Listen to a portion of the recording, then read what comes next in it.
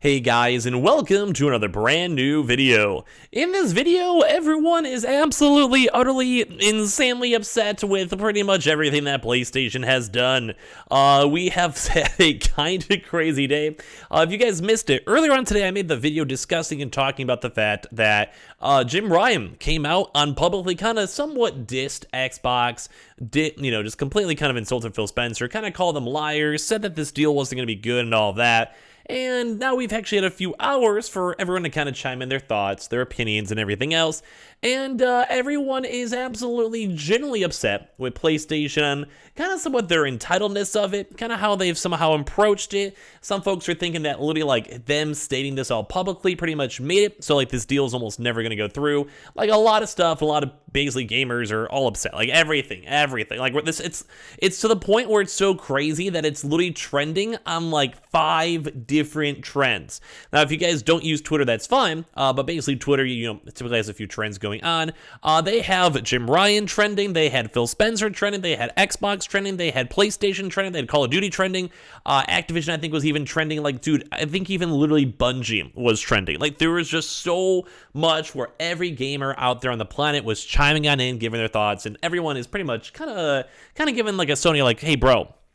What are you doing? What are you doing here? So a lot of stuff to talk about. If you guys want to chime in on this one, feel free to. So make sure you guys are subscribed, with the notifications on, Twitter and Twitch room down below, all the usual cells down below, and let's dive in the video.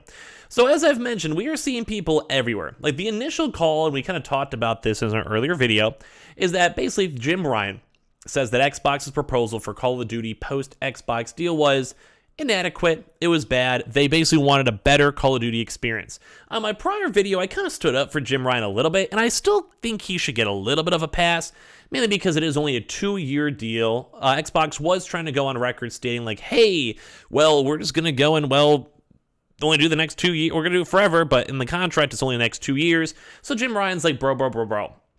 I thought we're discussing this in private. I thought we're doing some big business deals. I got to go speak up. And now ever since then, a lot of folks were kind of upset. I kind of think he's a little bit justified because it depends on the contract. We don't know the proper contract. If it was only a 2-year contract, that's kind of sucky for PlayStation. I will defend him a little bit.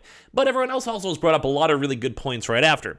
So some of this goes into the fact that, well, there was a big Microsoft Minecraft deal with PlayStation, where they essentially were allowing PlayStation to stay in the Minecraft to stay on the PlayStation platform, but there was a lot of big restrictions they had to deal with.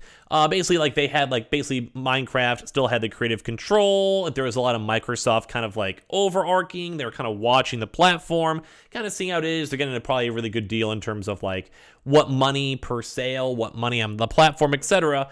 But the big caveat is that Minecraft was still allowed to be able to be played on PlayStation. Although there is a big difference because Call of Duty has new games every year and also BRs versus Minecraft that's technically the same game for the past 10 years, just with updates, like no separate purchases, etc.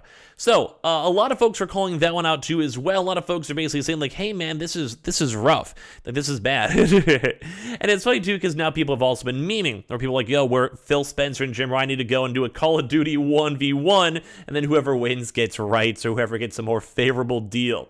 But one of the bigger things I think that's coming out on here is a lot of people critiquing the other exclusivity rights that PlayStation has. As you guys can see in terms of Final Fantasy VII showing up on Xbox, or other various things like, let's basically say Spider-Man. Spider-Man was a really, really big push that a lot of folks were judging that, well, PlayStation has an exclusive. There was never really like an attempt to be like, hey, let's go get this game on Xbox. Let's get this game on other platforms, besides Steam, but that's still under, like Sony's like supervision. So a lot of folks are bringing up other games, such as, like I said, Spider-Man, probably Wolverine, God of War Ragnarok, and a lot of these various other games. And on top of that, too, there's even more critiques, too, as well, with people judging the fact that Bethesda honored all their contracts and went to Xbox right after. Now, I think that's a little bit of a different one, because that would probably be it would be the reverse. So basically, Call of Duty would still be honoring the contracts for PlayStation, while Xbox, at the end of it, gets it. And it's kind of how it was for the opposite. So PlayStation got to honor their contracts, and then Bethesda, eventually now it's just be on pure Game Pass, and things like Starfield are going to be exclusive. So, I kind of feel like that was kind of a not as valid point, because that's just normal business, normal contract work. You can't really get rid of it. But there is a lot of things that is kind of true. There really was never, that much of a workaround with games, like with Square Enix, Final Fantasy, Spider-Man. And in theory, those games could actually end up being very well on Xbox, and it could have been a double whammy winner. They both could have had best sellers.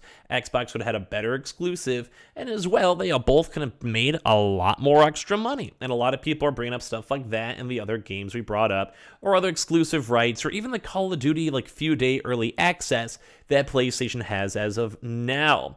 So a lot of people have been making these comments. A lot of people over here. And some people are critiquing it pretty hard. For example, consoles, not enough. Exclusives are apparently not enough. $60 for a game, so alluding towards the $70 price point, apparently is also not enough, so they have to have more. $500 to consoles, more like $550 now with the actual, bundles. Not enough. One PS5 revision. This one's kind of a weird one to say because that's just making the console better. I think I'm actually okay with that one, but as well, once again, not enough. I think it's good. I'd rather have a better console, but that's just me. One Final Fantasy exclusive, not enough, which I think is justified, although it is just business. But a lot of folks are saying how Jim Ryan's kind of yeah, PlayStation, oh yeah, let's get everything while Xbox doesn't. 2 Bethesda games as well, not enough. Call of Duty for 3 years, not enough.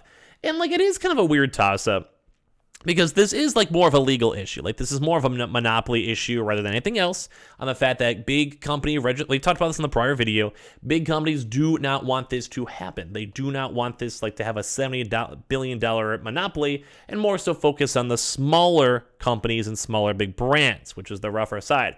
So but people have been calling out everyone though, as I mentioned. Jim Ryan has a problem with Call of Duty exclusive extending for 3 years, but has no issues keeping games like Forspoken off Xbox for 2 years too as well. And same with Final Fantasy VII Remake 2, Phil Spencer opening his phone to read over here too as well. I have never seen PlayStation so scared about a multi-platform franchise. Make your customers a better offer that they cannot pass on instead of playing the victim and whining to. Disgusting statements by Jim Ryan. I feel like if the roles were reversed, Jim Ryan would be signing a very different tune here too as well. People are being oh, he's lucky to have any concession at all in the first place. Jim Ryan's one step away from smashing his controller mid-game.